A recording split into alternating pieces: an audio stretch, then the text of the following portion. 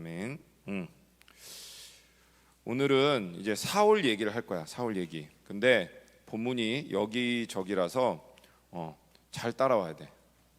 그래서 우리가 마지막 15장을 읽었는데 사울 하면 너희들 떠오르는 어떤 이미지가 있을 거야. 사울 하면 나쁜 놈, 다윗을 죽이려고 했던 나쁜 왕. 그래서 결국 하나님께 버림받은 뭔가 나쁜 왕, 그런 이미지가 우리 안에 분명히 있단 말이야. 근데 목사님도 이번에 말씀을 준비하면서 처음 알았어. 성경을 꼼꼼하게 읽으니까 그게 아니었구나. 뭐냐면 다윗이나 사울이나 하나님이 왕으로 부르신 건 똑같아. 그래서 뭘 볼 거냐면 사울 안에도 이런 좋은 점, 이런 장점들이 있었구나. 그래서 하나님이 사울을 왕으로 부르셨구나. 이걸 볼 거야. 그러니까 뭐냐면 그분의 부르심은 어제도 얘기했지만 사울은 처음부터 너는 그냥 나쁜 왕이야. 그러니까 어차피 다윗이 대신할 거야. 사울을 그렇게 부르신 게 아니라는 거야. 하나님의 마음속에는 사울도 그렇게 좋은 장점, 좋은 조건을 가지도록 해서 사울도 정말 이스라엘의 훌륭한 왕이 되기를 바라셨던 거야. 근데 사울이 뭔가 실패한 이유가 있겠지. 그렇지?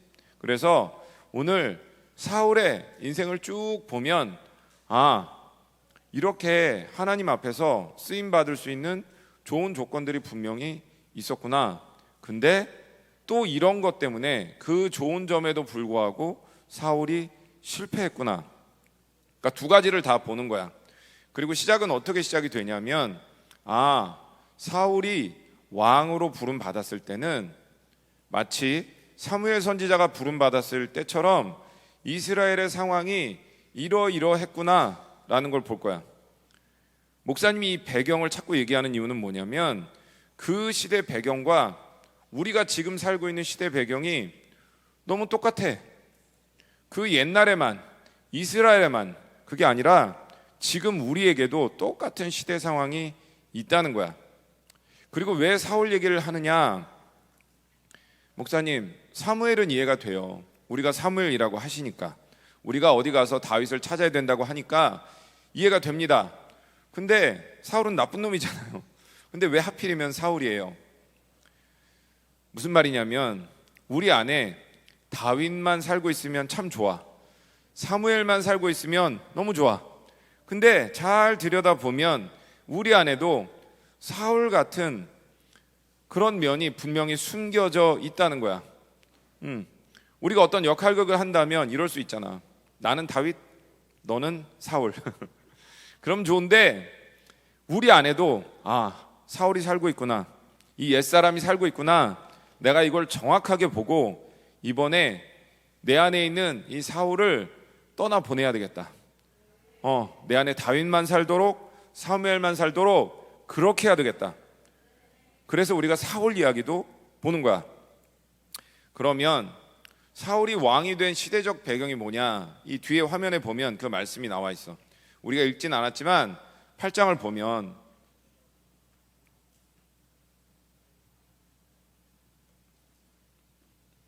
여기 보니까 이제 이스라엘의 장로들이 모여.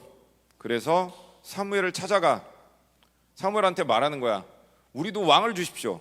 우리도 왕이 필요합니다. 사무엘한테 얘기를 해. 근데 여러분이 성경을 다 미리 읽어서 잘 알지만 사무엘이 흔쾌하게 그래, 이제 우리나라에도 왕이 필요해. 왕을 세우자. 이러지 않는단 말이야. 사무엘이 싫어해. 그래서 하나님께 기도했더니 하나님 뭐라고 그러시냐면 저들이 버리는 건 네가 아니라 나다. 근데 허락해라. 왕을 세워줘라. 이렇게 말씀하신단 말이야. 잘 생각을 해보면 어제도 얘기했지만 이스라엘에 왕이 있어 없어? 눈에 보이는 왕은 없지만 눈에 안 보이는 왕이 계시지. 하나님이 왕이 되셔서 이스라엘을 이집트에서 건져내시고 광야 생활하는 내내 불기둥으로 구름기둥으로 지켜주시고 만나와 메추라기로 먹이시고 또 여호수아와 함께 정복전쟁을 할 때 백전백승 여호수아 한 번도 전쟁에서 지지 않도록 계속 승리할 수 있도록 그분이 왕 되셔서 이스라엘 백성을 이끌어 오셨단 말이야. 근데 문제가 있지. 그 왕은 눈에 안 보여. 그게 문제야.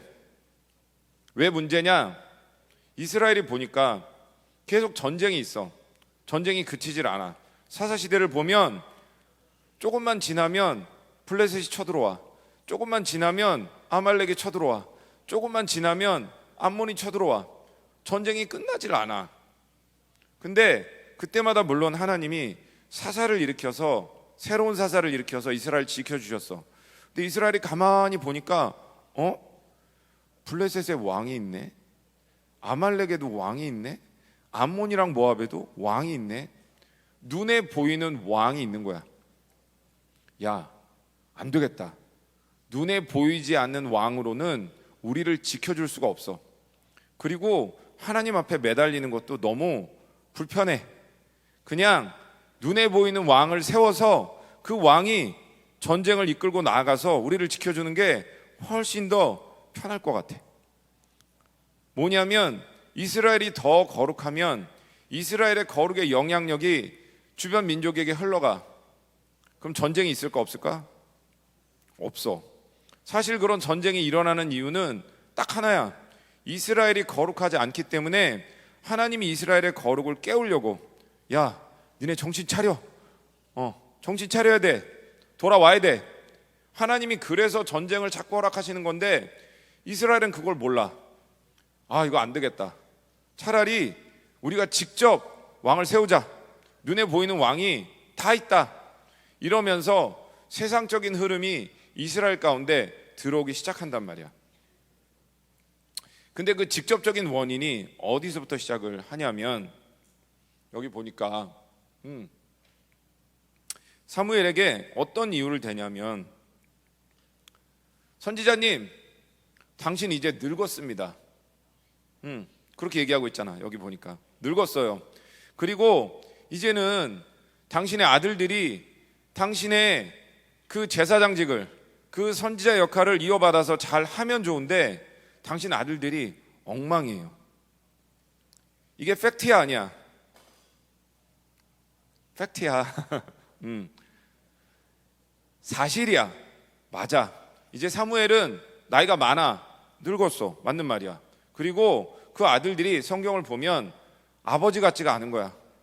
아버지의 흐름을 그대로 이어받아서 이스라엘을 잘 다스리고 잘 통치하면 괜찮은데 그게 아니야. 뇌물을 받아. 구분 판결을 해. 그리고 심지어는 음란의 문제가 있어. 또 탐욕의 문제가 있어서 제사 드리러 가져온 재물을 자기네들 마음대로 취해. 막 이런 사건들이 일어난단 말이야.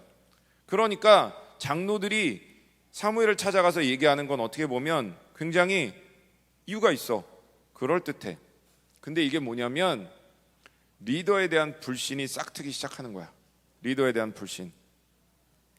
얘들아, 목사님도 하나님 부르셔서 종이 됐지만 이거야. 너희가 뭐 전도사님, 목사님, 또 담당 선생님들 왜 순종할까? 그 선생님이 뛰어나서, 뭐 그 목사님이 뭔가를 잘해서? 아니야. 어쩌면 앉아있는 너희들이 더 훌륭해, 더 탁월해. 근데 왜 순종해? 이유는 딱 하나야. 하나님이 그분들을 세우셨기 때문이야. 하나님이 세우신 질서 때문이야. 하나님이 세우신 리더는 하나님이 세우셨기 때문에 순종하는 거야. 물론 하나님이 세우셨기 때문에 그 리더가 탁월할 수 있어. 또 어떤 것들을 잘 알고 있을 수 있어. 하지만 가장 근본적인 이유는 뭐냐면 하나님이 세우신 질서에 순종하기 때문에 그 리더십 안으로 들어가는 거야. 여기서도 마찬가지야. 이스라엘 장로들이 그동안 이 사무엘 선지자가 놀라운 능력을 보여.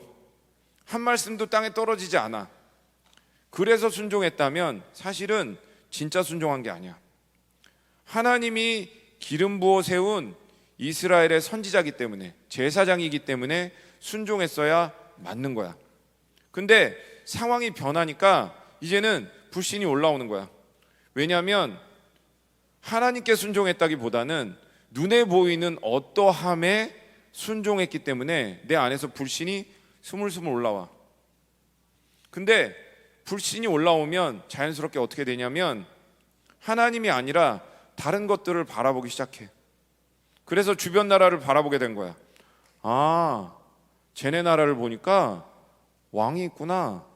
왕이 군대를 만드는구나. 저렇게 하면 좋겠네. 저렇게 하면 편하겠네. 하나님의 리더십 가운데 온전하게 들어가지 못하면, 그 질서 가운데 온전하게 들어가지 못하면 자연스럽게 주변을 바라보게 되고 세상의 시스템이 쭉 가입되기 시작하는 거야. 그러니까 여기서 이스라엘의 장로들은 잘못한 게 뭐냐면 하나님을 쭉 바라봤으면 하나님 어떻게 했을까? 사무엘에게 직접 말씀하셨을 거야. 다음 선지자를 세워라. 다음 왕을 세워라. 네 아들들을 치리해라. 하나님 하실 거라고. 근데 그걸 못 믿었어. 그래서 하나님 말씀하신 거야. 야, 얘네들이 널 버리는 게 아니야. 사실은 그 불신의 뿌리는 나를 믿었어야 되는데 나를 못 믿는 거야. 그러니까 너희들도 마찬가지야. 너희들도 각자의 교회 가운데 하나님이 세우신 질서가 있어. 물론 팩트, 사실 보면 뭔가 잘못된 것처럼 흘러갈 수 있어. 그게 맞을 수 있어. 근데 그러면 어떻게 해? 하나님, 저는 이 질서 가운데 순종합니다. 하나님, 이 질서 가운데 일해 주십시오. 기도하면 하나님이 그 목사님에게 말씀하셔. 하나님이 그 전도사님에게 말씀하셔. 하나님이 그 선생님에게 말씀하셔. 물론 그분들이 실수할 수 있어. 잘못할 수 있어. 하지만 그분들이 정말 하나님이 세우신 리더십이라면 하나님이 해결하신다는 걸 믿어야 돼. 아멘? 그게 이스라엘이고 그게 교회야. 근데 이스라엘이 이걸 못 믿으니까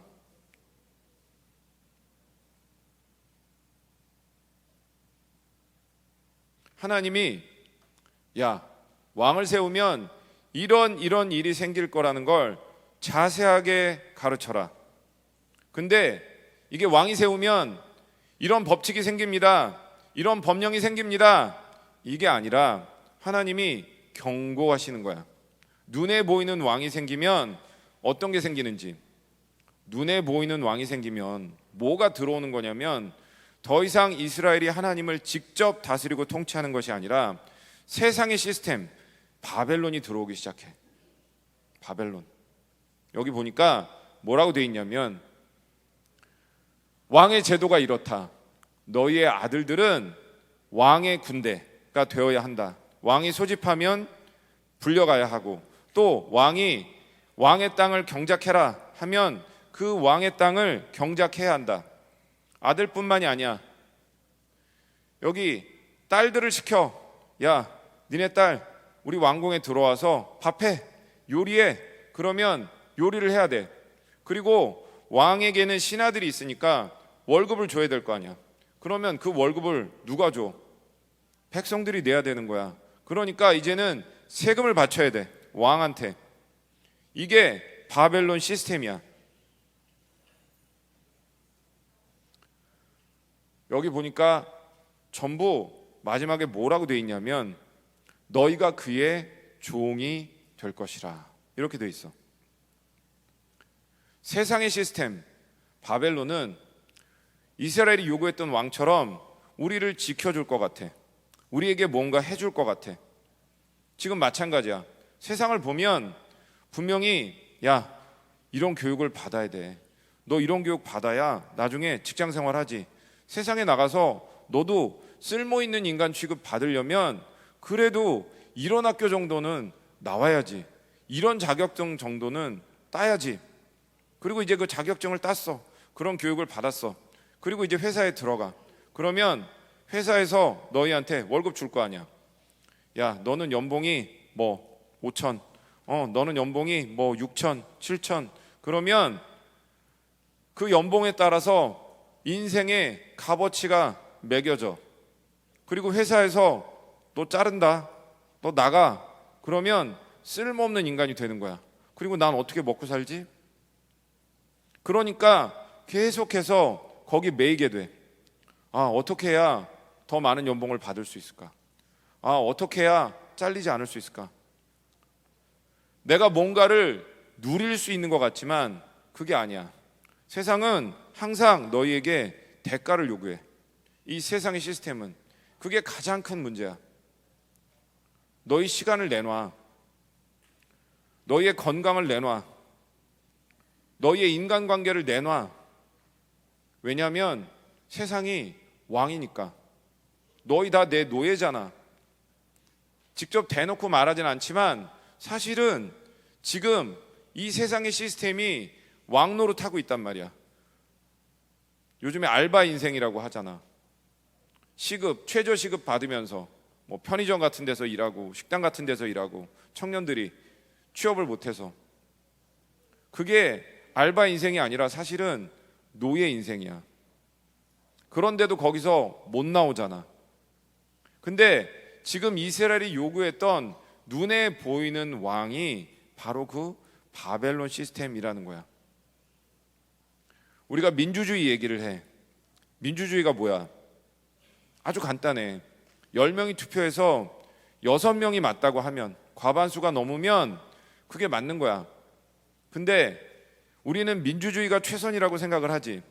그래서 교회에서도 민주적으로 합시다, 투표합시다, 그렇게 얘기하는 거야. 근데 그렇지 않아. 하나님 나라는 딱 한 가지야. 신본주의. 그분이 왕이 되셔서 그분의 최선으로 이스라엘과 교회를 이끌어 가시는 게 유일한 통치 방식이야. 근데 우리가 속는 게 뭐냐면, 세상의 왕들은 예수님이 아니잖아. 사람이잖아. 계속 실수해. 계속 넘어져. 또 자기 탐욕으로, 자기 묶임으로 나라를 다스리려고 해. 그러다 보니까 사람들 안에 오해가 있는 거야. 왕이라는 제도는 나쁜 제도구나. 근데 예수님이 왕이 되시면, 하나님이 왕이 되시면 그 나라만큼 온전한 나라, 자유한 나라, 기쁨이 가득한 나라는 없는 거야. 아멘.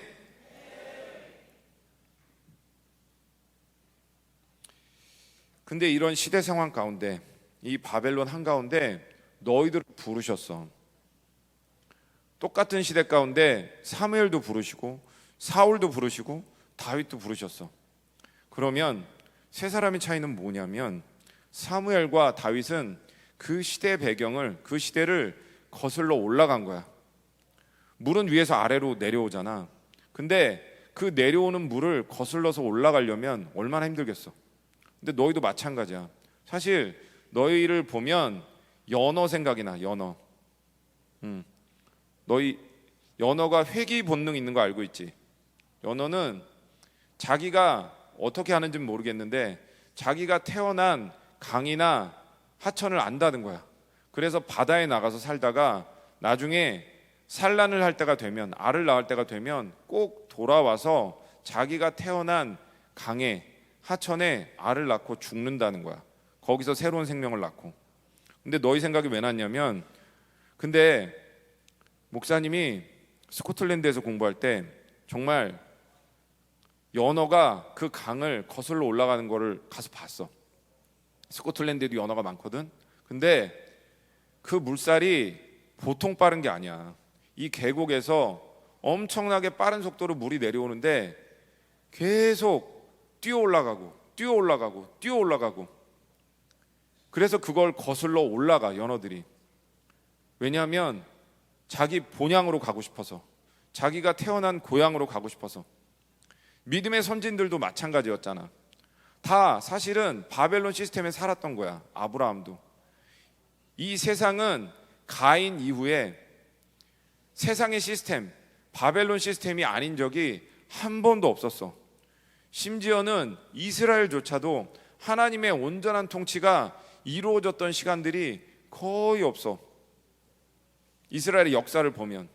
그런데도 불구하고 하나님이 남겨놓으신 남은 자들은 계속해서 그 시스템 가운데 본향을 바라보는 거야. 진짜 하나님의 나라가 어딘지를 계속해서 바라보는 거야. 그러면 마치 연어가 물살을 거슬러 올라가는 것처럼 세상이 뭐라고 말해도, 옆에서 뭐라고 말해도 나는 간다. 진짜 하나님의 나라는 저기다, 여기가 아니다. 난 거슬러 올라갈 거다. 아멘.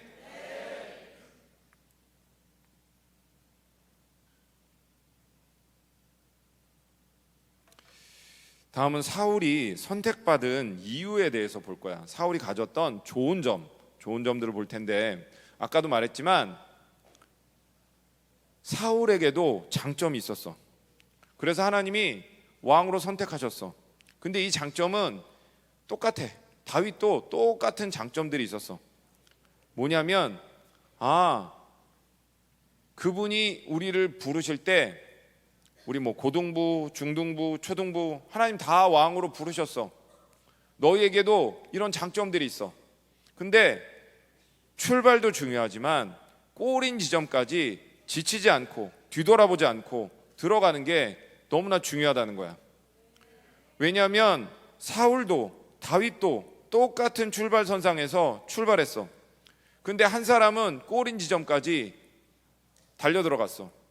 근데 한 사람은 못 들어갔어. 이제 왜 그런지를 보자는 거야. 여기 보면 사울이 가졌던 첫 번째 좋은 장점, 겸손함과 경외함이야. 첫 번째 5가지를 볼 거야. 우리가 5가지 사울이 가졌던 좋은 장점들을 볼 텐데, 첫 번째는 겸손함과 경외함이야. 여기 보니까 어떤 얘기냐면, 사울이 아버지의 잃어버린 나귀를 찾으러 자기 종을 데리고 돌아다니는 거야. 그 나귀가 어디 있을까? 어디 있을까? 그러다가 옆에 있는 그 종이 얘기를 해. 사환이 얘기를 해. 사울 선생님, 사무엘 선지자에게 찾아가면 그 답을 찾을 수가 있을 것 같습니다. 우리 이렇게 헤매지 말고 우리 사무엘 선생님에게 가봅시다. 사무엘 선지자에게 가봅시다. 이런 제안을 해. 그랬더니 사울이 뭐라고 얘기를 하냐면, 좋은 생각이다. 근데 우리가 어떻게 빈손으로 갈 수 있겠어? 뭔가 예물을 준비해야 되지 않을까? 이런 얘기를 하는 거야. 근데 왜 예물 얘기를 할까? 사무엘이 하나님의 사람이라는 걸 알았기 때문이야. 아까도 얘기했지만 사무엘을 보는 게 아니라 사무엘을 하나님이 세우셨다. 하나님을 보는 거야. 하나님을 경외하는 마음이 있기 때문에 하나님의 사람에게 갈 때 그냥 빈손으로 가지 않고 뭔가를 준비해서, 어떤 예물을 준비해서 하나님께 나아가야 되는 거구나. 이런 경외하는 마음이 사울에게 있었다는 거야. 너희들 마찬가지잖아. 너희들 헌금을 왜 해? 예물을 왜 드려? 하나님이 그 예배 가운데 찾아오신다고 생각하기 때문에 드리는 거잖아. 앞에 서 있는 찬양팀 때문에 드리는 거야? 앞에 서 있는 설교자 때문에 드리는 거야? 아니잖아. 우리가 헌금하는 거, 하나님 앞에 헌신하는 건 그분을 경외하기 때문이야. 하나님, 내가 당신을 경외합니다. 하나님, 내가 당신을 사랑합니다. 근데 이 도대체 경외라는 게 뭐냐? 구약적인 측면에서 본다면 경외라는 말은 아주 쉽게 말하면 무서운 거야. 하나님이 무서워. 얼마나 무섭냐면 하나님 앞에서 지금 너희처럼 앉아있을 수가 없어. 하나님 정말 여기에 임재하신다 그러면 모두가 그냥 무릎 꿇고 바짝 엎드리는 거야. 고개를 들 수도 없어. 구약에 그런 이야기들이 많이 나오잖아. 시내산에 출애굽할 때 그분이 오셨어. 하나님 강림하셨어. 이스라엘 백성이 뭐라고 얘기해? 우린 너무 무섭다. 우린 가까이 못 간다. 당신이나 가라. 그리고 모세만 보낸단 말이야. 하나님의 임재는 두렵고 떨리는 일이었어. 그래서 경외하면 구약의 사람들에게는 진짜 너무 무서운 거야. 하나님이. 그래서 그 앞에 엎드릴 수밖에 없는 거야. 이게 구약적인 의미의 경외감이야. 근데 신약으로 넘어가면 이 경외가 사랑과 만나면서 온전한 경외감이 돼. 그게 무슨 말이냐면, 이 중에 예수님이 무서운 사람 없지, 그렇지? 여기 예수님이 무서운 사람은 아무도 없어. 물론 성령님이 오실 때는 그분의 거룩함 때문에 우리 안에 죄를 지적하실 때 오는 두려움이 있을 수 있지만 예수님이 찾아오실 때 무서운 사람은 아무도 없단 말이야. 예수님이 우리에게 행하신 일, 그분이 나를 사랑하셔서 십자가에서 죽으신 일, 그분이 나를 사랑하셔서 우리와 똑같은 인간 예수가 되신 일, 그걸 내가 진리로 만나면, 말씀으로 만나면, 그런 예수님을 만나고 나면 그 경외감이 어떻게 바뀌냐면 놀라움으로 바뀌어. 놀라움. 신약적인 의미에서의 경외감은 더 이상 두려움이 아니라 놀라움이야. 왜냐하면 이게 정상이야. 하나님의 거룩 앞에 서면 반드시 어떤 현상이 일어나냐면 그분의 거룩함만 보이는 게 아니라 그분의 거룩함의 거울 앞에 비춰진 내 모습도 보여. 내가 얼마나 새까만 죄인인지가 보이는 게 정상이란 말이야. 그분만 보이는 게 아니라 나도 보인단 말이야. 근데 내가 그렇게 새까만 죄인인데 뭐라고 말씀하시냐면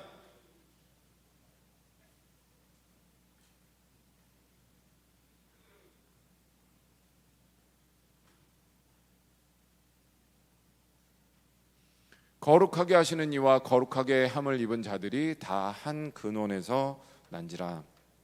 야, 너랑 나는 동질이야. 너랑 나는 똑같아. 내가 분명히 봤어. 그 거룩을 봤어. 그 거룩한 하나님의 아들을 봤단 말이야. 그리고 나도 봤어. 도저히 같을 수가 없는데 그분이 나에게 말씀하시는 거야. 야, 너랑 나는 똑같아. 너 내 동생이야. 그러면 하나님 아버지의 넌 내 아들이야, 넌 내 딸이야, 이게 확 믿어지는 거야. 예수님이 날 찾아오셔서 그 구원의 사건이 일어나면 그동안은 도저히 그 거룩 앞에 설 수 없었는데, 그분을 아버지라고 부르고 싶어도 도저히 부를 수 없었는데, 이제는 아버지라고 부를 수 있는 길이 확 열리는 거야. 그 순간에 경외감이 놀라움으로 바뀌어. 야, 진짜 하나님의 사랑은 놀랍구나. 이 예수님의 사랑은 너무나 놀랍구나.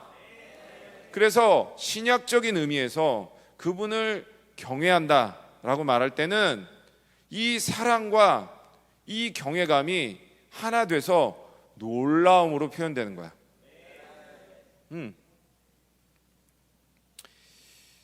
근데 그분을 경외하게 되면 자연스럽게 어떤 현상이 나타나냐면 겸손하게 돼.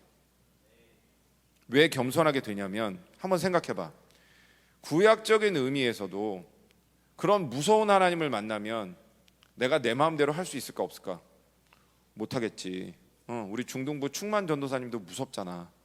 내가 지난번에 예배 드릴 때 내가 너무 웃겼는데, 초등부하고 중등부가 열방교회에서 같이 예배를 드려. 어른들은 어른들 본당에서 예배를 드리고 우리 따로 예배를 드리, 스크린 화면으로 예배를 드린단 말이야. 근데 충만 전도사님이 없었어. 나랑 다른 선생님들 몇 명만 있었어. 그랬더니 우리 중등부 친구들이 기도를 하는데, 그때 이제 뭐 생기 같은 거 이렇게 하는데 그냥 이렇게 기도하더라고. 이렇게 기도를 하더라고. 근데 소리를 내지도 않았어. 뒷문으로 우리 충만 전도사님이 그냥 걸어 들어왔는데 갑자기 난 못 봤거든. 갑자기 우리 중등부 친구들이 막 기도를 하는 거야. 그래서 나는 뭐지? 갑자기 얘네들이 왜 이러지? 그러고 봤더니 우리 충만 전도사님의 임재가 싹 덮이니까 우리 중등부 친구들이 죽을 힘을 다해 기도하더라고. 야, 충만 전도사님도 이렇게 무서운데 구약적인 의미에서 하나님이 진짜 임재하시면 얼마나 두렵겠어. 그러니까 그 앞에 겸손할 수밖에 없다는 거야. 근데 신약적인 의미에서는 무서워서 순종하거나 무서워서 겸손해지는 게 아니야. 그분의 사랑에 굴복되는 거야. 누군가가 너희를 정말 사랑해 준다는 걸 너희가 믿어지게 되면 어떻게 하겠어? 그 사람의 마음을 더 이상 아프게 하고 싶지 않아. 하나님 아버지의 마음을 더 이상 아프게 하고 싶지 않아. 예수님의 마음을 더 이상 아프게 하고 싶지 않아. 하나님, 저 순종하고 싶습니다. 예수님 말씀하세요. 제가 순종하겠습니다. 구약보다 이제 순종이 더 깊어지는 거야. 그래서 계시록에 보면 어린 양이 어디로 데려가든 순종하고 따라가는 새로운 세대가 일어난다, 이렇게 돼 있어. 흰옷을 입은 사람들이 어린 양이 오른쪽으로 가면 오른쪽, 왼쪽으로 가면 왼쪽, 어디든 따라가. 그게 누구야? 너희들이야. 아멘. 겸손해진다. 내 가능성이 다 포기된다. 그 다음 또 어떤 조건이 있냐면, 사울에게는 여기 보니까 첫 번째는 경외와 겸손, 두 번째는 진짜 외적인 조건이야. 키, 외모, 가문, 이런 것들이야. 여기 보면 사울이 어떤 가문 출신인지, 어떻게 생겼는지, 이런 것들이 나와 있어. 어떤 친구는 지금 이럴 거야.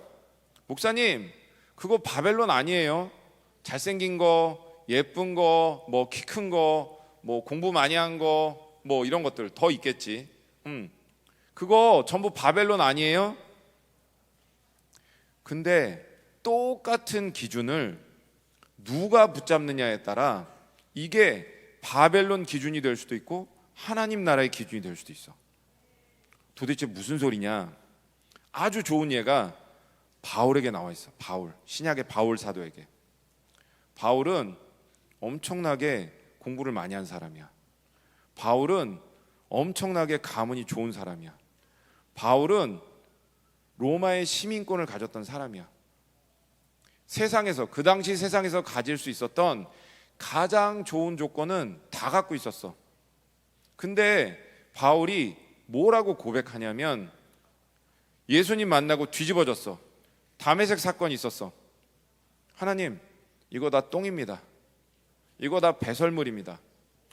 하나님을 아는 지식 말고는 내게 더 소중한 건 없습니다. 이러고 다 버렸어. 다 버렸더니 하나님 어떻게 하셔? 그 조건들을 다 쓰셔. 바울이 구약에 정통한 거, 유대 전통에 정통한 거, 제사법에 정통한 거, 이 모든 것들을 다 사용하셔. 그게 없었으면 바울은 신약 성경을 쓸 수가 없었어. 바울은 헬라어에도 능통해. 아람어만 했던 게 아니란 말이야. 그래서 전도 여행을 갈 수 있어. 지금 마치 너희가 뭐 영어, 스페인어, 중국어 이렇게 언어가 풀어지면 세계 어떤 나라를 가서도 복음을 전할 수 있었던 것처럼 그때 바울의 헬라어가 그렇게 쓰이는 거야.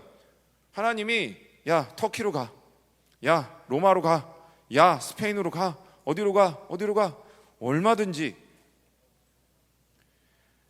바울의 세상적인 기준이라고 생각했던 것들이 하나님께 붙들리니까 하나님 나라에서 너무나 귀하게 쓰일 수 있는 조건들이 되는 거야. 너희도 마찬가지야. 잠언에 보면 어떤 얘기가 나오냐면, 잠언 아마 30장 정도였던 것 같아. 30장 9절 이런 말이 나와. 저를 부하게도 마시고 가난하게도 마시고, 이런 구절이 나와. 그게 와 대단한 영성이다 이렇게 얘기하는 사람들이 있어. 왜냐하면 제가 부자가 되면 하나님을 모른 채 할까 봐 두렵습니다. 제가 가난하게 되면 남의 것을 도둑질했다가 하나님을 욕먹일까 봐 두렵습니다. 그러니까 저를 부자도 되게 하지 말고 가난하게도 되지 말고 적당하게 살게 해주십시오, 이런 얘기가 나와. 근데 그건 최고의 영성이 아니야. 하나님, 제가 진짜 엄청나게 많이 벌어도 다 주님께 드릴 수 있게 해주세요. 이게 진짜 영성이야. 분명히 이 중에는 교회 기업으로 헌신할 사람들이 나올 거야. 왜 돈 벌어? 드리려고 버는 거야. 지금 우리 교회 기업들이 보여주고 있잖아. 지금 교회 기업 하시는 분들이 보여주고 있잖아. 그분들이 집회를 섬길 때 돈이 있어서 섬기는 게 아니야. 너희들 헌금 많이 하는 분들 보면, 또 누군가 뒤에서 이렇게 섬기는 분들 보면 그분들이 정말 뭔가 여유가 있어서 막 돈이 넘쳐나서 그런 게 아니야. 하나님의 부르심이고 하나님 주신 마음이 있기 때문이야. 하나님의 부르심이 있고 하나님이 주신 마음만 있으면 너희를 아무리 많이 축복하셔서 너에게 아무리 많은 물질이 쏟아져도, 물질뿐만 아니야. 여기 또 이런 친구들 많이 있잖아. 자기 교회에서 찬양 인도하는 친구들 많이 있지. 노래 잘하는 친구들 많이 있잖아. 그치? 악기 잘 다루는 친구들 많이 있잖아.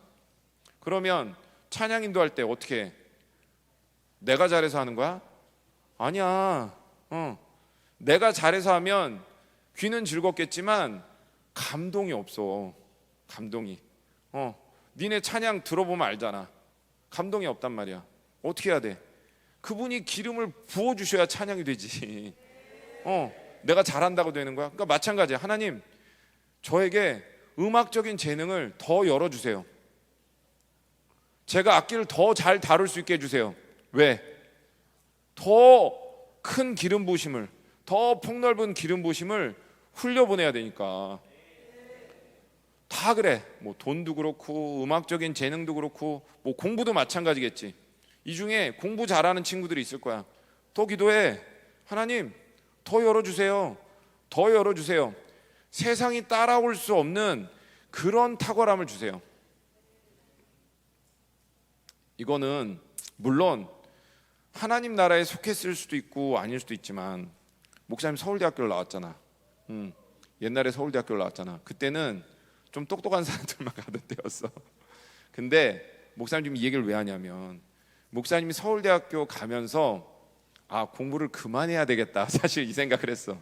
뭐냐면 목사님 갔더니 넘을 수 없는 벽이 보이더라고. 그럼 뭘 말하냐면, 그때는, 지금 친구들은 안 그러는데 지금은 그런 친구들이 없더라고. 그때는 정말 공부를 잘하면, 목사님 이과야, 목사님 컴퓨터 했어. 정말 공부를 잘하면 서울대학교에서 어딜 가냐면 다 물리학과를 갔어. 요즘 다 의대 간다며, 돈 벌려고. 이거 세상이 타락해서 그래. 그때는 뭔가 나라에 헌신하고 싶은 그런 마음들이 있었어. 대한민국을 어떻게든 더 좋은 나라, 뭔가 잘 사는 나라로 만들어야 되겠다라는 이런 약간 순수한 마음들이 있었어. 그래서 그때는 자연과학, 공학 이런 쪽으로도 친구들이 많이 갔어. 근데 물리학과 간 친구들을 보면서, 야, 이거는 내가 넘을 수 없는 벽이구나. 이거는 내가 갖지 못한 재능이구나. 똑같은 수학 문제를 풀고 똑같은 물리 문제를 푸는데 푸는 방식이 다른 거야. 정답이 나온다 안 나온다 이게 아니라 푸는 방식 자체가 다르더라고. 근데 목사님 이걸 왜 얘기하냐면, 걔는 똑똑해서 좋겠다 이런 얘기가 아니라, 이런 탁월함은 어디서만 오는 거냐면 저 하늘에서 오는 거야. 사람이 만들어서 되는 게 아니야. 훈련한다고 되는 게 아니야. 근데 우리 김민호 목사님 요즘 어떤 얘기를 많이 하셨냐면, 요즘 세상은 천재가 없다. 옛날엔 천재들이 나오는데 지금 시대는 천재가 안 나온다는 거야. 왜냐하면 통합이 뭔지를 모르기 때문에. 통합이라는 건 뭐냐면, 목사님 같은 경우에 졸업할 때, 목사님이 서울대학교에서 컴퓨터로 박사를 했는데, 그때 목사님 졸업 논문 주제가 뭐였냐면 통합이었어. 컴퓨터만 하는 게 아니라 약학, 생물학, 화학, 물리 이것들을 다 통합해서 신약 개발하는 게, 새로운 약물을 찾아내는 게 목사님의 박사 논문 주제였어. 그런 게 통합이야. 그러니까 하나님이 주시는 탁월함은 한 가지만 보는 게 아니라 여러 가지가 멀티플로 다 보이는 거야. 왜냐하면 너희들 안에 지금 여기 암송한 친구들 많잖아. 하나님의 말씀이 내 안에서 돌기 시작하잖아. 하나님의 말씀 자체가 통합이기 때문에 어떤 일이 딱 닥치면 하나를 보지 않아. 그 일의 여러 측면이 동시에 딱 보여서 하나님의 최선이 딱 결정된단 말이야. 이건 사역만 얘기하는 거 아니야. 앞에서 뭐 찬양 인도하고 예배 인도하고 이것만 얘기하는 게 아니라, 특별히 다윗은 유다 지파야. 유다 지파란 말은 무슨 말이냐면, 레위처럼 예배만 섬기는 사람이 아니라는 거야. 너희 교회 기업을 한다고 생각해봐. 그러면 이 사업을 할까요 말까요 결정할 때 돈만 보는 게 아니야. 이걸 통해서 다른 사업이 또 연결될 수 있을까? 이걸 통해서 얼마나 많은 사람들이 고용될 수 있을까? 이걸 통해서 어떤 사업 전반에 파급 효과가 있을 수 있을까? 여러 가지 측면이 동시에 딱 하고 보여야 리더가 돼서 결정을 딱 한단 말이야. 근데 그게 어떻게 가능해? 하나님이 주시는 통합적인 지혜가 있어야 다른 차원이 열리는 거야. 지금 사울이 가졌던 외적인 조건을 얘기하다 여기까지 왔잖아. 전에는 너희들이 이랬을 수 있어. 아, 이거 다 바벨론이다. 아유, 공부 못해도 돼. 아유, 뭐 키 큰 거, 잘생긴 거, 뭐 예쁜 거, 뭐 중요하지 않아. 아이, 뭐 노래 잘하는 거, 노래 못하면 어때? 노래 못해도 괜찮아. 아니야. 하나님께 붙들리면, 그분이 사용하시면 너희가 그것들에 매여서 그게 너희 것이라고 생각하지만 않으면 그분이 얼마든지 쓰실 수 있어.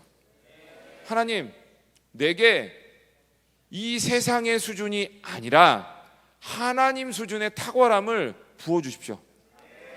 통합적으로 모든 것을 볼 수 있도록 내 안에 말씀이 움직여서 어떤 사물을 볼 때, 어떤 사건을 볼 때, 어떤 일을 결정할 때 하나님이 원하시는 최선이 무엇인지 정확하게 볼 수 있게 해주십시오.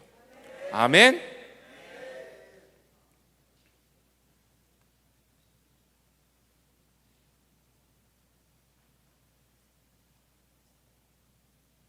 다음은 세 번째, 충성됨이야. 충성됨. 도대체 뭐가 충성됨이냐? 신실함 같은 말이야. 신실함, 충성됨. 사울에게 어떤 사건이 있었냐면, 이제 나귀를 찾긴 찾아야 되는데 여기 보니까 에브라임 산지와 살리사 땅으로 두루 다녔대. 찾지 못하고 살림 땅으로 두루 다녔대. 또 베냐민 사람의 땅으로 두루 다녔대. 여기 가도 없고 저기 가도 없고 저기 가도 없어. 여기저기 계속 다닌 거야.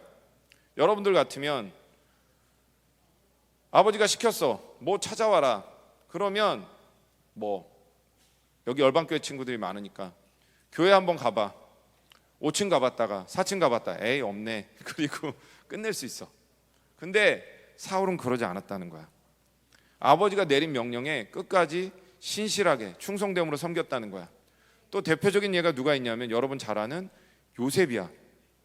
요셉에게 형들이 아버지가 맡긴 가축들을 잘 돌보고 있는지 보고 와라. 근데 헤브론으로 가. 없어. 그래서 결국 어디까지 가냐면 도단까지 가. 근데 헤브론에서 도단까지 움직인 거리가 얼마냐면 120km야. 120km. 형들을 찾아서 120km를 움직였단 말이야. 120km면 하루에 40km를 걷는다고 해도 3일을 찾아다닌 거야. 3일을. 왜? 아버지가 시켰으니까. 아버지 앞에 충성되게 행해야 되니까. 요셉은 거기서뿐만 아니야. 그 신실함, 충성됨의 성품이 있으니까 포디발의 집에 가서도 충성돼. 심지어 감옥에 갇혀서도 충성돼. 그러니까 하나님이 쓰시는 거야. 근데 이 충성됨이 왜 중요하냐면 디모데후서에 보니까 교회 리더를 세우는 조건이 나와. 교회 리더를 세울 때 가장 중요한 첫 번째 조건, 충성됨이야. 여기 보니까 내가 많은 증인 앞에서 내게 들은 바를 충성된 사람들에게 부탁하라. 그들이 또 다른 사람들을 가르칠 수 있으리라. 이렇게 얘기해. 왜냐하면 바울이 감옥에서 편지를 쓰는 거야. 디모데에게. 야, 교회를 세울 때는 리더의 여러 가지 조건이 있지만 첫 번째는 무조건 충성됨이다. 왜냐하면 내가 전도 여행을 하면서 수많은 교회를 세웠어. 수많은 사역을 했어. 그런데 고난이 오니까 내가 감옥에 갇히니까 대마도 떠나. 뭐 부겔레오, 허메네 이런 사람들 다 떠나. 나를 버리고 다 떠났다. 고난이 와도 버틸 수 있는 건 충성됨밖에 없다.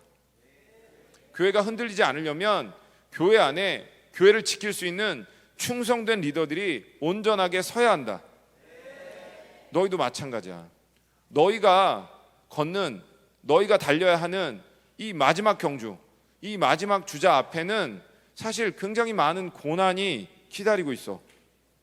너희를 심지어 죽이려고 달려들 수도 있어. 많은 사람들이 너희를 비난하고 너희에게 돌을 던지려고 할 거야. 그런 고난 가운데 버티게 해주는 건 신실함, 충성됨이야. 왜? 그분의 명령이니까, 그분의 말씀이니까, 그리고 그분의 약속이 있으니까. 아멘. 여러분들이 끝까지 충성됨으로 꼬린 지점에 들어가기를 축복합니다. 그 다음 뭐냐면 네 번째, 관용이야. 관용. 하나님이 사울에게 주신 좋은 성품이 있었는데 관용이야. 다윗도 마찬가지야. 다윗에게도 이 관용이 있었어. 뭐냐면 이제 드디어 사울이 기름 부음을 받아. 그리고 미스바에 모여서 왕으로 추대돼. 근데 모든 사람이 다 박수치고 환영하고 하는데 그중에 어떤 사람들이 있냐면 에이 베냐민이야, 에이 기스 가문이야, 에이 사울이야, 우린 안 해. 베냐민 니네나 해. 이런 불량배들이 있었다는 거야. 근데 그 뒤에 어떤 일이 벌어지냐면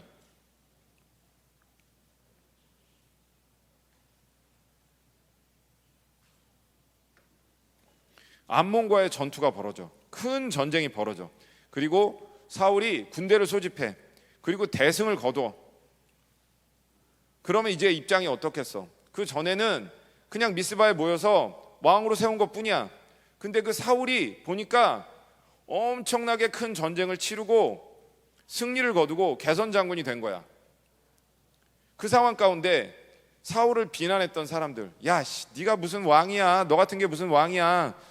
했던 사람들, 옆에 있는 부하들이 얘기해. 사울 장군님, 당신께서 이제 명령만 하시면 저것들 다 죽여버리는 게 낫겠습니다. 저것들 오늘 끝냅시다. 당신이 왕이 될 때 찬성하지 않았던, 비난했던 저 무리들 이참에 끝장내야 됩니다. 근데 사울이 뭐라고 말하냐면, 사울이 이르되 이날에는 사람을 죽이지 못하리니 여호와께서 오늘 이스라엘 중에 구원을 베푸셨음이니라. 이렇게 말해. 이게 어떤 관용이냐면 자기가 이긴 게 아니라 여호와께서 구원을 베푸셨다고 말해.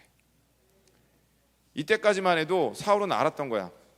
아, 내가 구원한 게 아니라, 내가 왕이라 내가 싸움을 잘해서 이긴 게 아니라 하나님이 승리케 하셨기 때문에 내가 리더로서 나에게 하나님이 은혜를 베풀어 주신 것처럼 저들에게 나도 은혜를 베풀어야 되는구나. 그래서 관용, 용서한단 말이야. 근데 이 관용이라는 성품이 왜 중요하냐면 빌립보서에 보면 4장 5절에 너희 관용을 모든 사람에게 알게 하라. 주께서 가까우시니라. 내 마음이 넓어서, 나는 넓은 그릇이라서 그래서 용서하고 품어주는 게 아니야. 주님께서 가까우시기 때문에. 뭐냐면 그분이 나를 항상 보고 계신다는 거야. 마치 사울이 아까 여호와께서 구원하셨다라고 고백했던 이유는 사울에게 그만큼 그때는 하나님이 가깝게 느껴졌기 때문이야. 너희들 눈앞에 닥친 상황을 놓고 보면 오냐 졸립지? 잠이 확 깨게 해줄게. 우리 온유가 연습 최고 리더가 됐어. 연습 학생회장이 됐어. 그러면 다 온유 말을 들을까? 듣는 친구도 있고 안 듣는 친구도 있어. 누가 안 들을 것 같아, 온유야? 얘기해봐.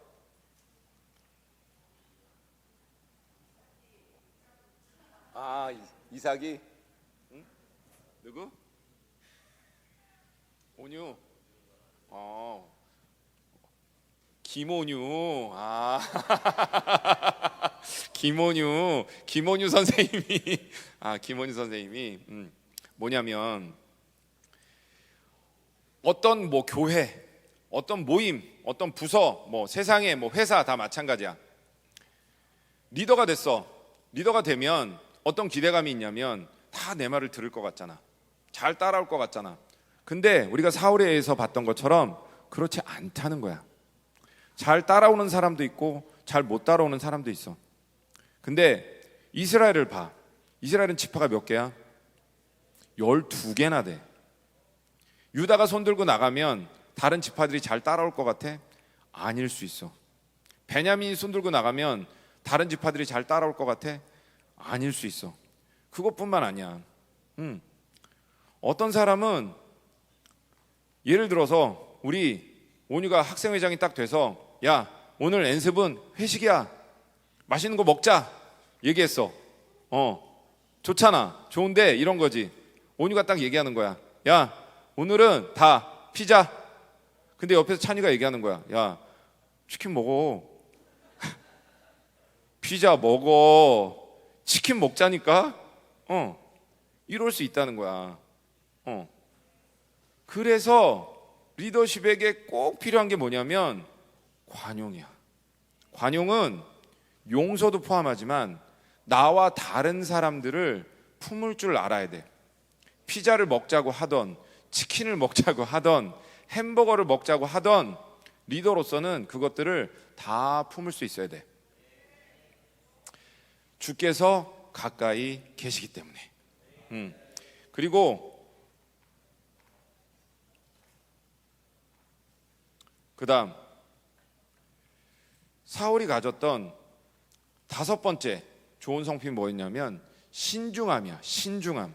사울은 신중한 사람이었어. 도대체 무슨 얘기냐? 여기 보니까 나귀를 찾기 위해 사무엘을 찾아갔는데 하나님이 사울이 찾아오기 전날 다 말씀하셔. 야, 내일 이맘때가 되면 베냐민 지파에서 한 청년이 찾아올 거야. 근데 걔가 사실은 이스라엘의 다음 왕이다. 이렇게 미리 다 알려주셔. 그리고 나서 이제 사울이 딱 찾아와. 그리고 나서 사울이 뭐라고 얘기하냐면 이런 일들이 너에게 일어날 것이다. 그리고 내가 내려갈 테니까 너를 찾아갈 테니까 일주일 동안 기다려라. 이런 얘기를 해줘. 그래서 여기 보니까 어떤 일이 일어날지가 나오는데 나귀를 찾을 거고 그 다음에 너에게 예물을 드리는 사람도 있을 거고 그리고 너에게 선지자 영이 임해서 너도 예언을 하게 될 거고 이런 징조들을 쭉 얘기를 해줘. 그랬는데 이 징조들이 어떻게 되냐면 사무엘이 사울에게 예언한 왕이 되는 징조가 전부 이루어지더라. 한날에 다 이루어져. 아, 나귀도 찾았구나. 그리고 정말 어떤 사람이 와서 떡, 포도주 이런 것들을 예물로 드려. 왕에게 드리는 그 예물을 준단 말이야. 뿐만 아니라 이제는 또 하나님의 영이 강력하게 임해서 사울도 막 예언을 하기 시작해. 야, 그러면 너희 같으면 어떻겠어? 너희가 어떤 선지자를 만났어. 선지자를 만났는데 그 선지자가 얘기하는 거야. 평안아, 네가 대한민국의 다음 대통령이야. 평안이에게 그런 예언을 딱 해줬단 말이야. 근데 평안이 마음 가운데 이럴 수 있잖아. 아, 나 경기도 시흥시 살고 있는데 나 정왕동 살고 있는데 될까? 나 어떡하지? 나 공부 잘 못하는데 될까? 이럴 수 있잖아. 근데 이런 예언을 해주는 거야. 평안아, 네가 하룻밤 자고 내일 집으로 돌아갈 때 찬이가 너를 찾아올 거야. 찬이가 찾아와서 갑자기 난데없이 너에게 어떤 선물을 줄 거야. 그리고 네가 엔습에 들어가자마자 하나님의 영이 강력하게 임해서 네가 막 예언을 하기 시작할 거야.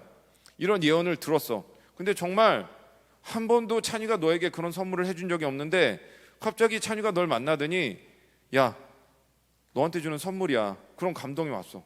그리고 너한테 막 선물을 해줘. 그럴 수도 있지라고 생각했어. 근데 4층에 딱 들어가자마자 기름 부심이 강력하게 오면서 막 예언이 되기 시작해. 조혜경 전도사님에게 막 예언하는 거야. 전도사님 걱정하지 마십시오. 엔습 변합니다. 완전 뒤집어집니다. 중등부도 변합니다. 막 예언하는 거야. 그러면 그 선지자, 그 예언자가 말한 징조가 다 이루어지는 거잖아.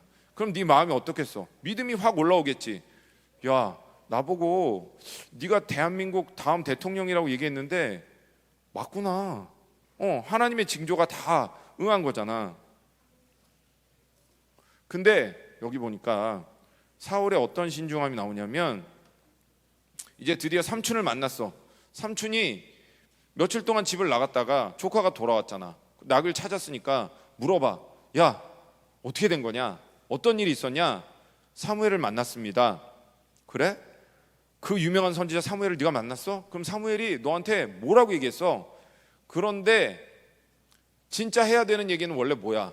사무엘이 저에게 제가 이스라엘의 왕이 될 거라고 말했어요. 근데 그 얘기를 해 안 해? 안 한다는 거야.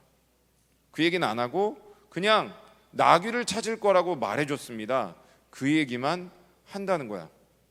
왜 그러냐면 분명히 목사님 같아도 만약에 사무엘이 말한 그 모든 징조들이 다 이루어졌어.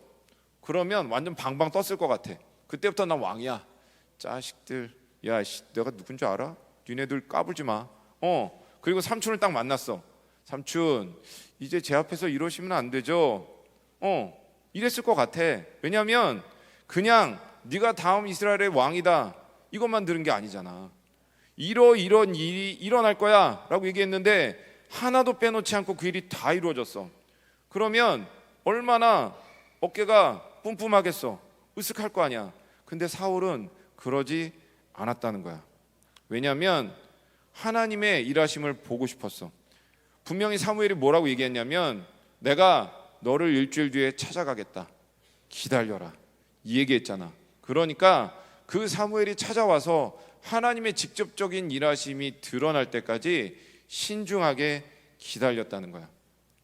이걸 다윗에게서도 찾아볼 수 있는데 다윗에게 어떤 사건이 일어나냐면 다윗이 막 사울에게 쫓겨다니잖아.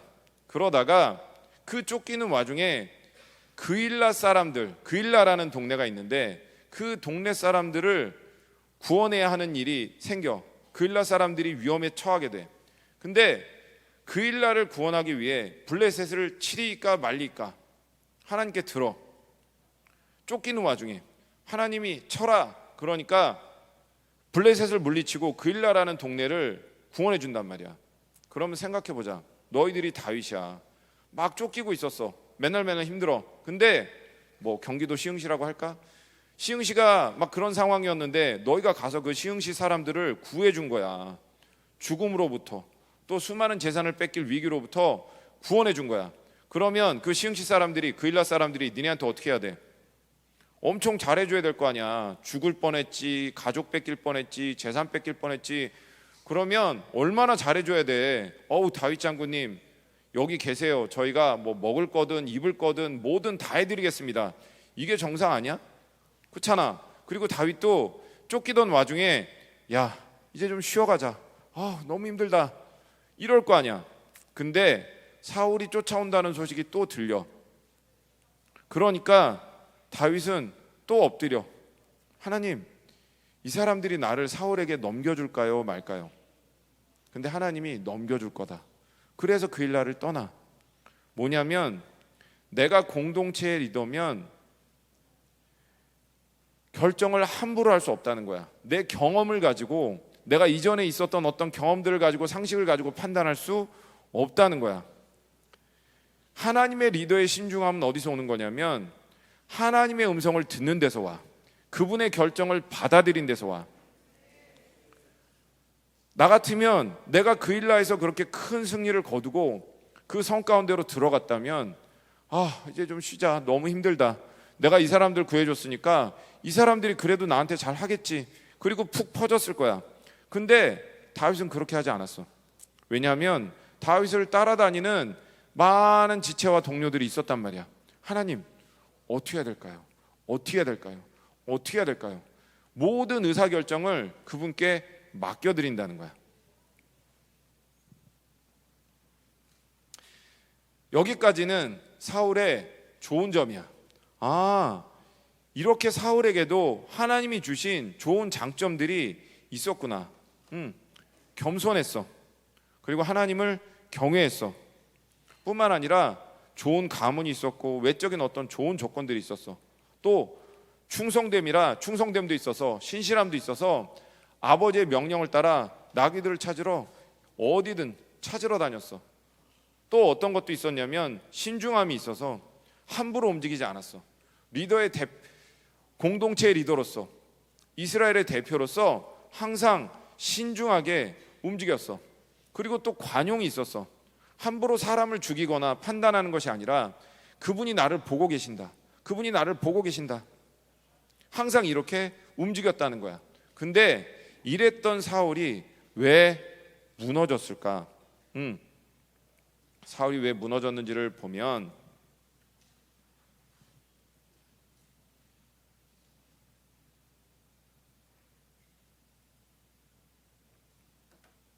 블레셋과의 전쟁이 나와. 블레셋과의 전쟁에서 이스라엘 사람 3,000명을 택하여 그 중에서 2,000명은 자기와 함께 믹마스와 베들산에 있게 하고 1,000명은 요나단에게 맡겼다. 이런 얘기가 나와. 무슨 얘기냐면 이제 왕이 되어서 승리도 거둬봤어. 그리고 사람들이 자기를 인정하기 시작했어. 이제는 진짜 뭔가 왕처럼 되기 시작을 한 거야. 그랬더니 사울이 어떻게 하냐면 2,000명을 소집해. 야, 너는 내 왕실 근위 돼. 그리고 또 1,000명을 따로 소집해. 1,000명은 왕자의 왕실 근위 돼. 아니 목사님, 왕이 왕실 근위대를 조직해서 데리고 다니는 게 뭐 잘못이에요? 근데 사울이 왜 그랬을까를 생각을 해보면 그 이전에 암몬하고 전쟁할 때 사울은 뭘 하고 있었냐면 밭을 갈고 있었어. 소를 가지고. 그러다가 그 소식을 들은 거야. 암몬 사람들이 이스라엘을 협박하는데 뭐라고 협박하냐면 니네들이 항복해도 우리는 니네 눈을 다 빼버리겠다. 이렇게 이스라엘을 겁박하고 있습니다. 겁을 주고 있습니다. 그러니까 그 순간에 하나님의 영이 임해. 하나님의 두려움이 임해. 하나님의 두려움이라는 건 하나님의 진노야. 이스라엘을 겁박하는 그 암몬을 향한 하나님의 강력한 진노가 임해서 소를 갈고 있는데 이스라엘 사람들을 다 군대로 소집해. 왕실 근위대 같은 건 없었어. 그런데도 불구하고 하나님의 영이 임하니까, 하나님의 진노, 하나님의 두려움이 임하니까 항상 내 옆에 군대가 없어도 30만 명이 그 순간에 모인단 말이야. 그리고 암몬이라는 대적을 다 물리쳐버려. 이랬던 사울이었어. 근데 이제 내가 왕이 되기 시작하니까 어떤 게 슬그머니 올라오냐면, 야, 그래도 내가 왕이잖아. 내가 왕인데 이 정도는 갖추고 있어야 되지 않겠어? 명예욕이 쓱 하고 올라와. 난 2,000명, 그래 내 아들은 1,000명. 그래서 내 옆에 군대를 데리고 있기 시작하는 거야. 그리고 또 뭐가 올라오냐면, 야, 그래도 그때 군대를 부르면 우리가 너무 늦을 수도 있어. 싸움에서 질 수도 있어. 그래도 상시 병력을 어느 정도는 갖고 있어야 내가 전쟁에 좀 편하게 움직일 수 있지 않겠어? 그러면서 이제는 왕이 되고 나니까 안정력이 싹 올라와. 이래야 내가 좀 편하게 움직이지. 다윗도 똑같았어. 다윗이 사무엘 마지막에 보면 인구조사하는 장면이 나와. 아니 왕이 인구조사하는 게 뭐가 그렇게 대단하게 잘못된 거예요? 이유는 하나였어. 인구조사를 하는 이유는 봐라, 이게 내 나라의 힘이다. 내가 백성을 이만큼 갖고 있고 말을 이만큼 갖고 있고 소를 이만큼 갖고 있고 내가 군대를 이만큼 가지고 있다. 내가 이걸 숫자로 기록해서 내 힘을 과시하리라. 그래서 하나님이 진노하셨던 거야. 다윗한테도 마찬가지야. 하나님의 리더는, 하나님이 세운 왕은 자기의 힘을 의지하는 것이 아니라 하나님만 의지해야 돼. 근데 하나님이 아닌 다른 것들을 의지하기 시작하는 순간 무너지기 시작해. 그래서 어떤 일이 벌어지느냐?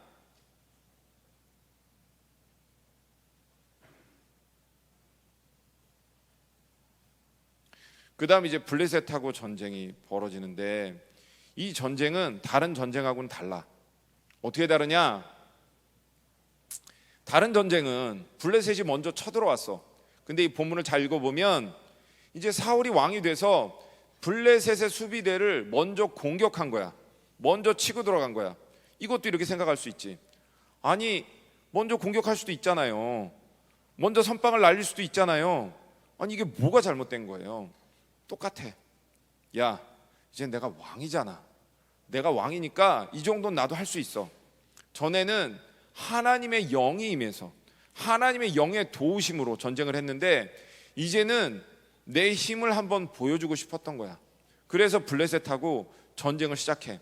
근데 문제는 뭐냐면 여기 쭉 보니까 이상하다. 지난번에 암몬하고 전쟁을 할 때는 나도 용기 100배, 백성들도 용기 100배, 나도 성령 충만, 백성들도 성령 충만했는데 이번에는 나도 두렵고 백성들도 두렵고. 왜 그럴까? 하나님이 시작한 전쟁이라면 그럴 리가 없어. 하나님이 이긴다는 약속을 주셨으면 그럴 리가 없어. 근데 내가 내 힘으로 시작한 전쟁이기 때문에 백성들이 무서워서 두려워서 여기 숨고 저기 숨고 도망가고 이제는 다 흩어지기 시작하는 거야. 그래서 어떻게 하느냐? 안 되겠다.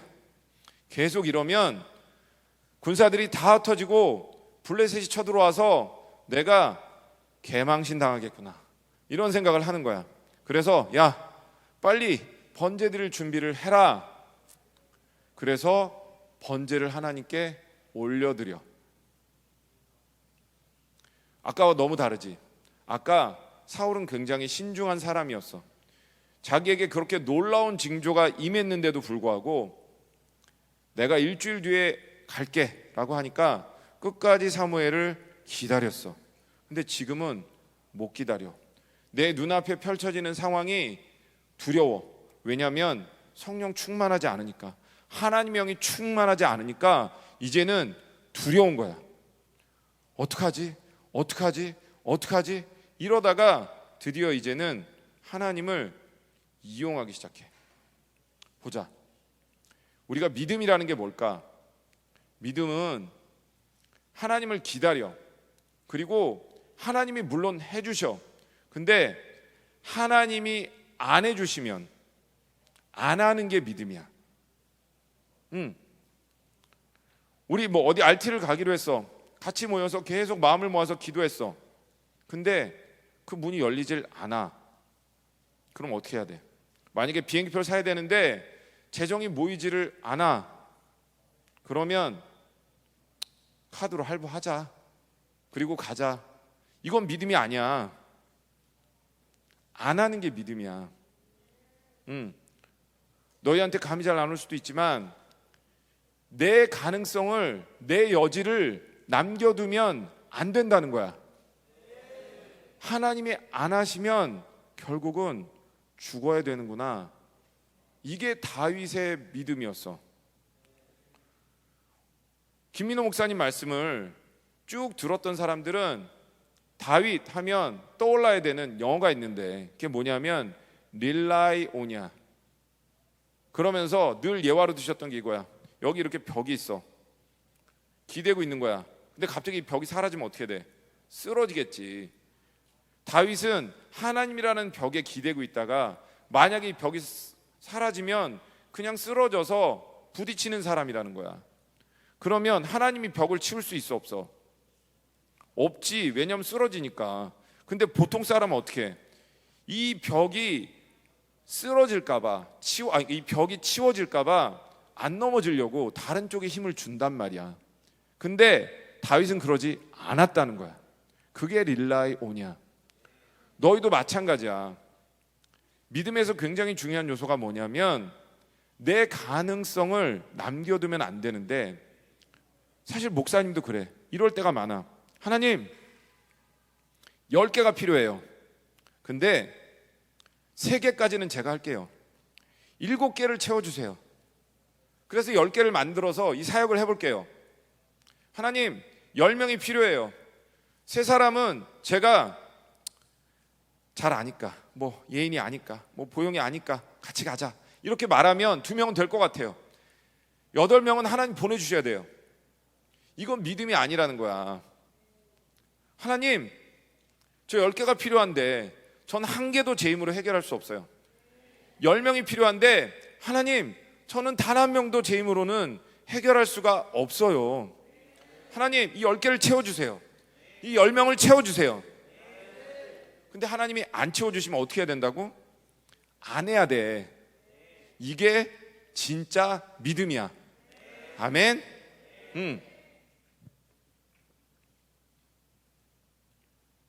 근데 여기서 우리에게 또 함정이 뭐냐면, 사울이 사무엘에게 변명을 해. 뭐라고 얘기해? 당신이 일주일 약속하셨는데, 7일 약속하셨는데 당신이 안 오시지 않았습니까? 그래서 내가 어쩔 수 없이 부득이하게 번제를 드렸습니다. 다시 한번 얘기하지만 너희에게도 그런 상황이 올 수 있어. 하나님, 저 돈이 없어서 어쩔 수가 없었어요. 하나님, 저 사람이 없어서 어쩔 수가 없었어요. 하나님, 저 상황이 이러이러해서 어쩔 수가 없었어요. 아니야. 믿음은 그런 게 아니라 어쩔 수가 없으면 하지 말아야 돼. 어쩔 수가 없으면 그냥 죽어야 돼. 그럼 하나님 죽이실까? 절대 안 죽이셔. 절대 안 죽이셔. 다윗을 보면 하나님이 끝까지 그 인생을 붙들어. 하나님은 붙드는데 우리가 놓기 때문에 그래. 다윗처럼 그냥 계속 기대고 있으면 그분이 끝까지 책임지셔. 아멘.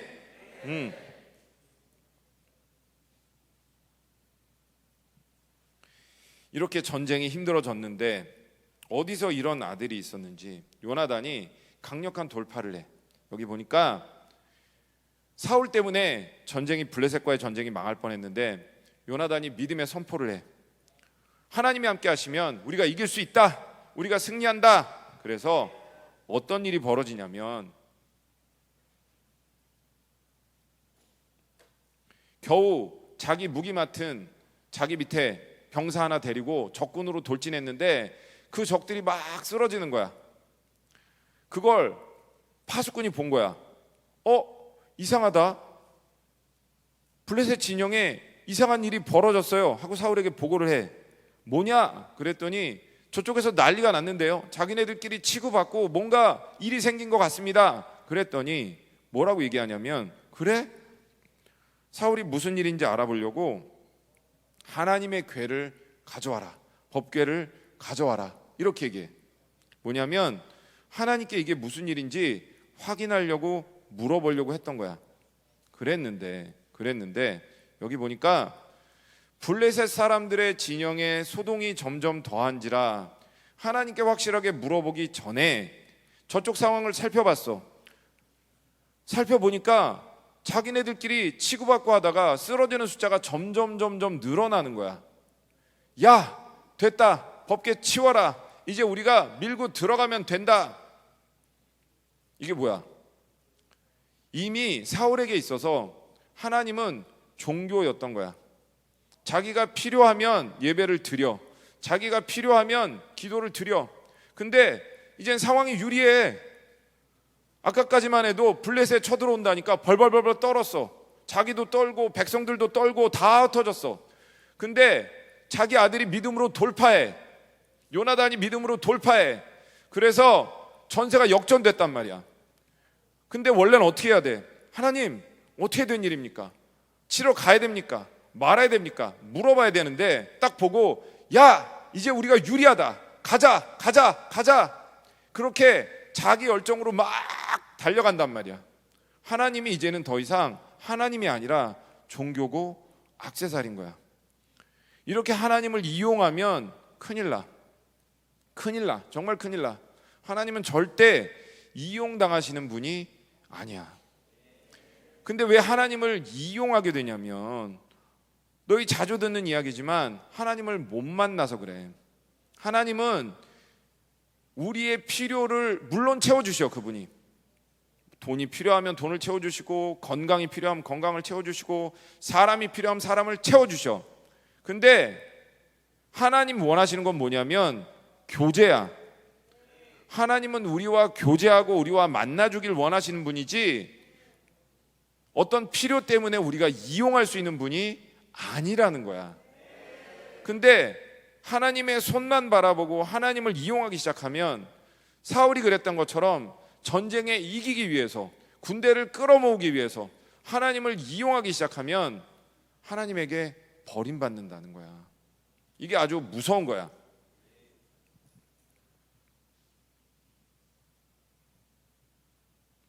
그래서 어디까지 가냐? 이제는 금식을 선포해. 신났거든. 이 금식도 하나님이 원하는, 기뻐하는 금식이 아니야.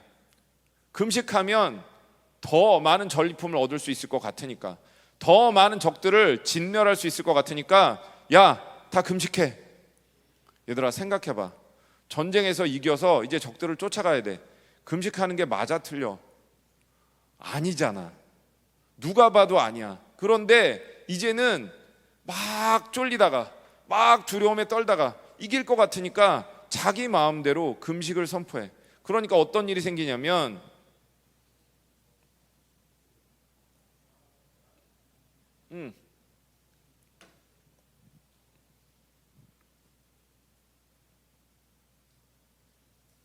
자기 아들도 죽게 생겨. 그 이야기에 나오는 게 자기 아들도 금식을 어겨서 죽게 생겼어. 이스라엘 백성들이 다 말려. 절대 안 됩니다. 우리 왕자님을 죽이면 절대 안 됩니다. 잘못하면 자기 아들을 자기 손으로 죽일 뻔했어. 그리고 너무 배가 고프니까 이스라엘 백성들이 막 아무거나 잡아서 핏째 먹기 시작해. 결국은 리더가 하나님을 이용하고 자기 열정으로 움직이면 한 사람의 문제가 아니라는 거야. 그 공동체 전체가 큰 위험에 빠져. 그래서 리더는 계속해서 하나님께 집중해야 돼. 하나님을 놓치면 안 되는 거야. 절대 하나님을 이용하면 안 되는 거야. 그런데 하나님이 블레셋에서 이런 실수를 범했던 사울에게 다시 한번 기회를 주셔. 도대체 이게 무슨 소리냐? 너희도 잘 들어. 하나님은 한 번 실수했다고 버리시는 분이 아니야. 넘어졌다고, 야, 너 넘어졌어? 끝이야. 사실은 2번 넘어져도 3번 넘어져도 10번 넘어져도 하나님이 기회를 주시고 돌아오길 원하시지 너희를 버리기를 원하시는 분이 아니라는 거야. 근데 여기 보면 하나님의 마음이 너무나 잘 나와 있어. 아말렉과의 전쟁 가운데 어떻게 시작하냐면, 사무엘이 사울에게 이르되 여호와께서 나를 보내어 왕에게 기름을 부어 그의 백성 이스라엘 위에 왕으로 삼으셨은즉 이제 왕은 여호와의 말씀을 들으소서. 사실은 블레셋과의 싸움에서 번제를 자기 마음대로 드렸을 때 이미 너는 끝났다라고 한번 사무엘에게 들었어. 그런데도 불구하고 여기 보니까 뭐라고 얘기하냐면, 하나님 이렇게 말씀하시는 거야. 사울아, 네가 누군지 다시 한번 깨달아라. 너를 기름 부어 세운 게 누구냐? 나다. 내가 너에게 기름 부었다. 너는 백성들이 인정하든 인정하지 않던, 군대가 모이든 안 모이든 너는 내가 세운 왕이다. 네가 그것만 회복하면, 네가 그것만 믿음으로 다시 받아들이면 너는 여전히 이스라엘의 왕이다. 너희들도 마찬가지야. 하나님의 음성을 들을 때 잘 들어야 돼. 너희에게 실수가 있을 수 있어.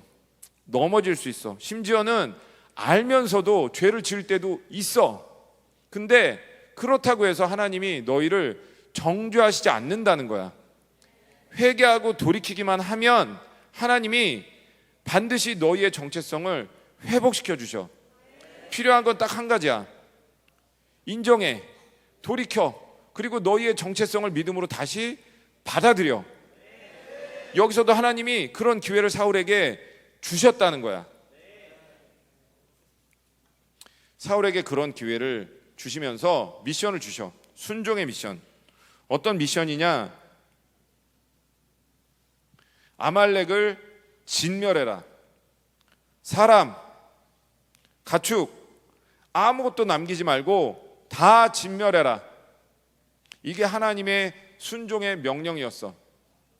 근데 사울이 여기서도 순종하지 않아. 아각을 살려도, 그리고 양과 소 중에 좋은 것들은 남겨놔. 거기다가 어디까지 가냐면 이제 또 승리에 취해. 야, 역시 이제 되는구나. 우리도 그럴 수 있어. 우리 지금 고등부가 지금 그렇다는 건 아니지만 고등부가 지금 사역 잘하고 있어. 집회 때 큰 승리를 거뒀어. 그리고 또 다른 집회에 가. 또 다른 RT를 가. 생명사역 다른 교회도 마찬가지야. 이제 너희가 어떤 곳에 가서 예배를 드려, 찬양을 해, 기름을 부어, 사람들이 막 은혜를 받아. 사람들이 묶임에서 놓여나 축사가 돼. 막 풀어지고 은혜를 받아. 그럴 때 조심해야 돼. 그 승리가 어디서 왔냐는 거야. 내가 잘해서, 내가 뛰어나서, 내가 탁월해서. 아까 찬양인도도 얘기했지만 그분이 안 하시면 우린 할 수 있는 게 아무것도 없어. 근데 영광이 크면 클수록, 승리가 크면 클수록 한 사람도 예외는 없어. 한 사람도 예외는 없어. 다 그 승리에 도취되는 유혹이 찾아와. 야, 봤지? 그래도 이 정도는 해야지. 야, 봤지? 엄청난 승리잖아. 사람들이 인정해 주길 원하고 또 내가 가서 자랑하고 싶고. 근데 하나님이 물론 너희를 높여주셔. 자연스럽게 하나님이 너희에게 명예와 존귀와 그런 영광을 부여하신단 말이야. 근데 여기 보니까 사울은 어떻게 했냐면 자기 기념비를 세웠다 이렇게 돼 있어. 자기 기념비가 뭐겠어? 돌 같은 걸 세워놓고 사울이 아말렉을 진멸해서 대승을 거뒀다. 몇 년 몇 월 며칠 사울, 내 이름을 후대에 길이길이 남기리라. 이스라엘 역사 가운데 사울 왕은 아주 위대한 이름으로 남을 것이다. 우리가 사울을 보며 왜 저래? 비웃지만 우리 안에도 그런 사울이 있다는 거야. 너희가 아직은 나이가 어리고 또 아직은 사역을 그렇게 많이 안 했고 또 세상에 나가서 어떤 구체적인 일들을 많이 안 해봐서 그럴 수 있지만 헌금도 마찬가지야. 야, 그래도 내가 헌금은 이 정도 했어. 이 정도 포기했다고. 이 정도 헌신했다고. 어떤 섬김도 마찬가지야. 내가 이렇게 힘든데 이러이런 섬김을 했다니까. 이게 엄청난 유혹으로 찾아올 수 있어. 그럴 때마다 영광이 클수록 또 하나님 앞에 엎드려야 돼. 아멘.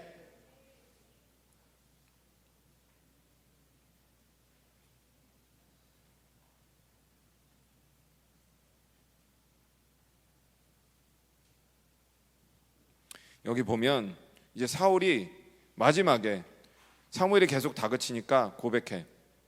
그러니까 우리 안에 어떤 것들을 끊어내야 되는지 보여주고 있어. 이 본문이 우리 안에 결국에는 인본주의를 끊어내야 돼. 인본주의. 사울이 왜 번제를 드렸을까? 사울이 왜 좋은 것들을 남겨놨을까? 결국은 사람 눈치를 봐서 그런 거야.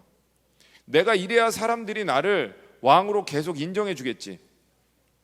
내가 번제를 드리면 하나님이 이 왕과 함께 하시는구나. 사람들이 나를 인정해 주겠지. 내가 좋은 것들을 남기면 사람들이 좋아할 거야. 이 탈취물을 나눠주면 사람들이 나를 더 지지해 줄 거야.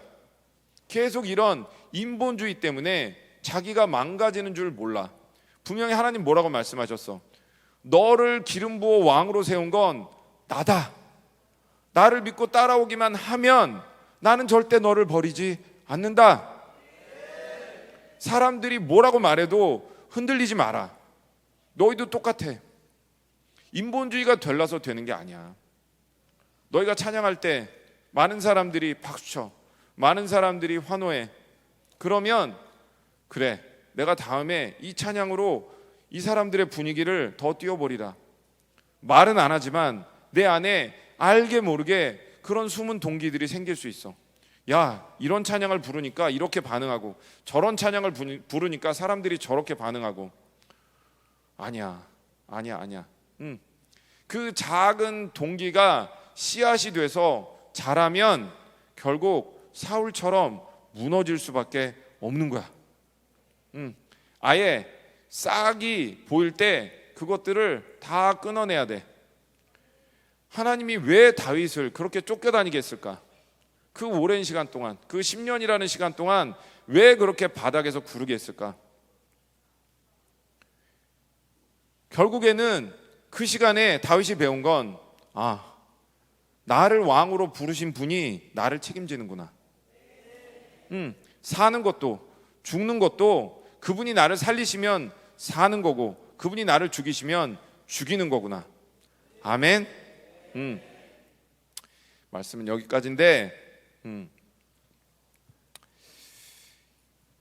많은 말씀을 지금 들었어, 사실은. 왜냐하면 이게 어떤 구약의 인물들의 인생이야, 인생.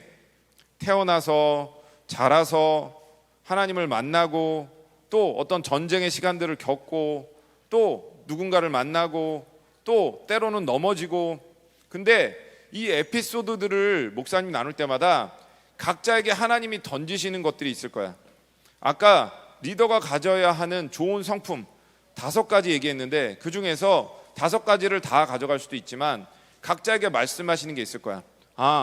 나는 좀 다른 사람에 비해서 쉽게 교만해지는 어떤 그러함이 있구나. 겸손해야 되겠다. 나는 성격이 급해서 신중하지 못하구나. 하나님 앞에서 나는 좀 신중해야 되겠다. 각자가 취해야 하는 어떤 것들이 지금 계속 쏟아지고 있어. 각자가 그것들을 전리품으로, 하나님이 주시는 선물로 취했으면 좋겠어. 우리 한 번만 기도하고 밥 먹으러 갑시다. 하나님, 이 시간 우리가 기도할 때 지금 들은 말씀 가운데 하나님 주시는 선물을 다 가져가기를 원합니다. 각자에게 말씀하시는 그것들을 레마로 듣게 해주십시오. 가슴에 그 말씀이 확실하게 새겨지게 하시고 들려지게 하시고 선물이 되게 해주십시오. 같이 기도하겠습니다.